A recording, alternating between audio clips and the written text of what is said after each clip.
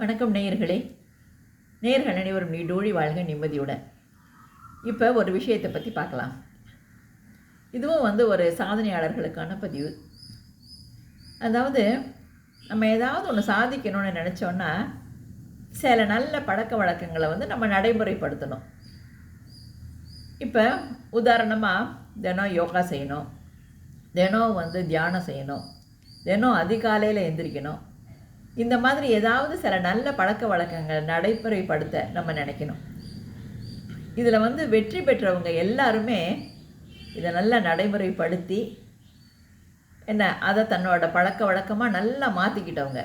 அதாவது முக்கியமாக தேவை கன்சிஸ்டன்சி, அதாவது தொடர்ந்து செய்யணும். இப்போ தியானம் செய்கிறோம் அப்படின்னா அது 2-4 நாளைக்கு செய்கிறது, அப்புறம் அப்படியே விட்டுறது. அந்த மாதிரி இல்லாமல் நம்ம எதையுமே தொடர்ந்து செய்ய ஆரம்பிக்கணும்.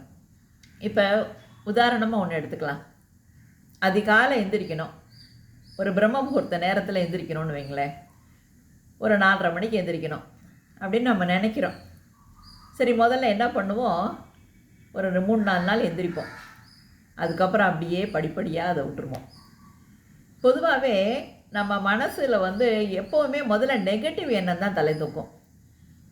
அதாவது பிரபஞ்சம் நமக்கு கொஞ்சம் இவங்க அதை தொடர்ந்து செய்கிறாங்களா அப்படின்னு நமக்கு டெஸ்ட் வச்சு பார்ப்போம். அதாவது நம்ம என்ன நினைப்போம், சரி ஒரு 2 நாள் செஞ்சுட்டு இல்லை நம்ம பகல் பூரா நம்ம தூங்குறதே இல்லை, அதனால் காலையிலையாவது நல்லா தூங்கிக்கணும் அப்படின்னு நினைப்போம். அப்புறம் பகலில் நம்ம காலையில் அதிகாலை எந்திரிச்சா பகல் பூரா ரொம்ப சோம்பேறித்தனமாக இருக்குது, தூக்கமாக வருது, எந்த வேலையும் செய்ய முடியல, அதனால் நமக்கு இதெல்லாம் சரிப்படாது அப்படின்னு நினைப்போம்.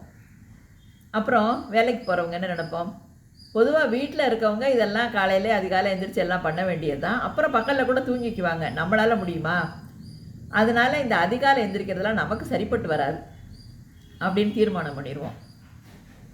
இப்படிலாம் இல்லாமல் நம்மளால் முடியும் அப்படின்னு நினச்சி நம்ம பழக்கப்படுத்தி பார்த்தோன்னா அந்த அதிகால நேரத்தில் நம்ம ஓசோன் நல்லா நம்மளை கிரகிச்சிக்கிட்டு நம்ம நல்லா புத்துணர்வாக அன்றைக்கி நாள் பூரா மிச்ச நாளை விட ரொம்பவே புத்துணர்வாக இருப்போம். அதை நம்ம அனுபவத்தில் தெரிஞ்சுக்கலாம்.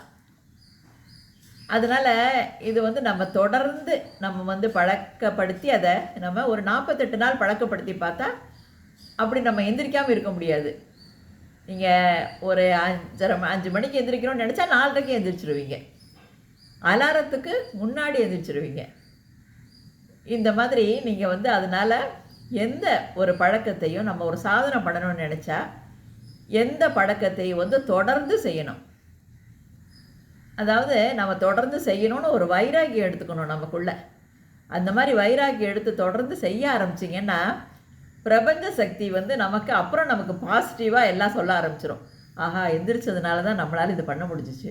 இப்போ காலையில் எந்திரிச்சோன்னா எவ்வளோ நேரம் கிடைக்கிது, நம்ம எவ்வளோ சாதனை பண்ணோம், அதனால் இனிமேல் இதை விடக்கூடாது என்ன அப்படின்னு நம்ம எந்திரிக்கிறதோட வீட்டில் எல்லார்ட்டையும் சொல்லுவோம், நாங்களாம் காலையில் எந்திரிச்சு பாரு, நீ எந்திரிக்கிறதுக்குள்ளே எவ்வளோ வேலை முடிச்சிருக்கோம் அப்படின்னு.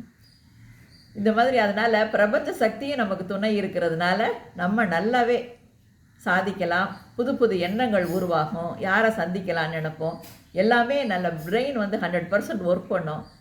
அதெல்லாம் நம்ம எடுத்துக்கிட்டு நம்ம நல்ல தொடர்ந்து அந்த வேலையை செஞ்சு நம்ம நல்ல சாதனையாளராக வரலாம்.